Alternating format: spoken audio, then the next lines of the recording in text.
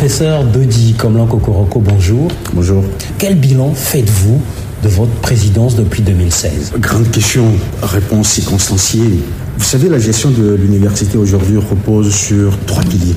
Une politique de vie universitaire ambitieuse, une politique de recherche et pédagogique très volontariste et une politique de coopération partenariale d'ouverture.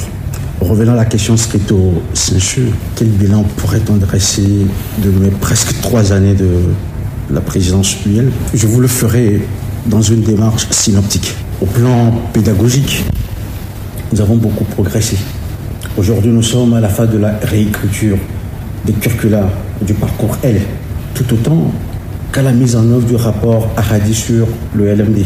Vous voyez que nous sommes des réalistes et nous cherchons à dédramatiser ce LMD qui est devenu le problème de nos étudiants. Au plan de la recherche, il me semble que ce serait caricatural de considérer que la recherche n'est pas financée à l'Université de Lomé.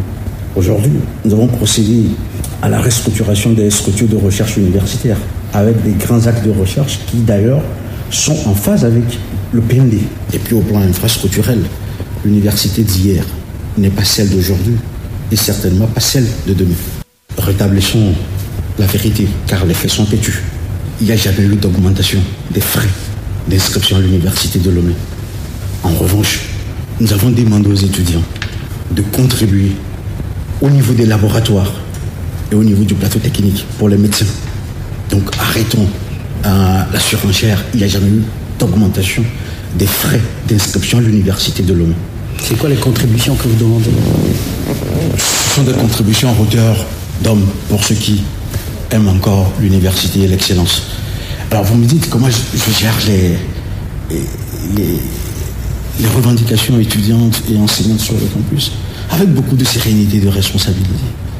Parce que quand vous avez le privilège de diriger une si grande communauté, on ne panique jamais. On prend beaucoup de temps, beaucoup de recul. Et surtout cultiver l'écoute et la conciliation. C'est dit, il ne me traversera jamais l'esprit d'interdire aux étudiants de revendiquer. Quelle vision incarnez-vous pour la communauté estudiantine d'aujourd'hui et de demain? Je ne suis pas un communiste. Je ne crois pas à la pensée unique. Donc, avec beaucoup de mesures et de prudence, je préfère encore ne pas parler de vision, mais plutôt d'être un modèle pour la communauté estudiantine de mon université. Et je crois qu'à ce niveau, il y a 2 postures. Le président et l'universitaire. L'universitaire, il est constamment en questionnement sur sa société, sans aucune certitude. Le président, je voudrais simplement que cette communauté étudiante retienne de mon passage que la révolution est réalisée par des gens et des hommes dotés de vertus civiques, c'est-à-dire portés par l'intérêt général. Et c'est ce que j'ai essayé de faire en ces 3 années à la tête de l'université de Lomé. Continuez-vous par donner des cours? Naturellement, je suis enseignant, je reste enseignant. Donc je fais des cours en master. Durant votre présidence, des affaires scandaleuses ont éclaté, à l'instar de l'affaire Iou Ateba et celle du fils du professeur Dossé.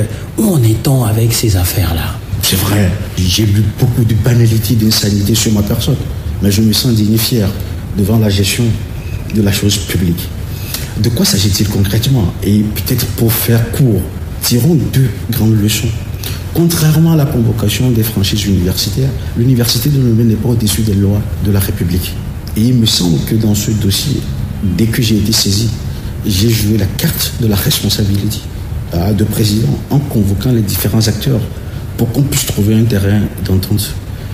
Monsieur Léman, il me semble d'ailleurs que ce qui m'était demandé, c'était de gérer cette affaire au niveau disciplinaire, ce qui est archi fou. D'ailleurs, alors je ne vois pas, il n'y a aucun texte qui encadre un conseil disciplinaire de ce genre. Et vous voudriez quoi? Que je puisse convoquer des rumeurs, des allégations pour convoquer des collègues responsables d'établissement à un conseil de discipline? Mais c'est une hérésie. Que voulez-vous dire? C'est de l'irresponsabilité. Parce que cette affaire, elle n'est pas d'essence disciplinaire. Alors, quels sont vos rapports avec le ministère de l'Enseignement supérieur, de la Recherche? Il nous est revenu que certaines de vos mesures sont même critiquées, telle la création du corps des ATER et la validation des acquis et des expériences. Vous êtes très bien informé. Ah oui, les relations entre l'université de Lomé et le ministère, ce sont des rapports hiérarchiques d'abord. C'est notre ministère de tutelle, en n'oubliant pas que l'université est un établissement scientifique, autonome. Rapport de collaboration aussi, puisque nous parlons tous les jours. J'ai vu dans la presse des critiques sur la création du corps des ATR, des Athènes et des ATR. Je suis un homme cohérent. Vous savez, à l'université de Lomé aujourd'hui, tout comme à l'université de Kara, le recrutement des enseignants-chercheurs obéit à une procédure déterminée. Je ne fais que tirer les conséquences de cette procédure qui devrait mettre un terme à quelques bizarreries. Qu'est-ce que nous proposons? Un contrat d'une année renouvelable, une fois, qui permet à un docteur se retrouvant dans une telle situation provisoire d'avoir un salaire mensuel. Vous pensez que je dessert la cause des docteurs réellement? Professeur Dodi Komlan Kokoroko, je vous remercie. C'est moi qui vous remercie.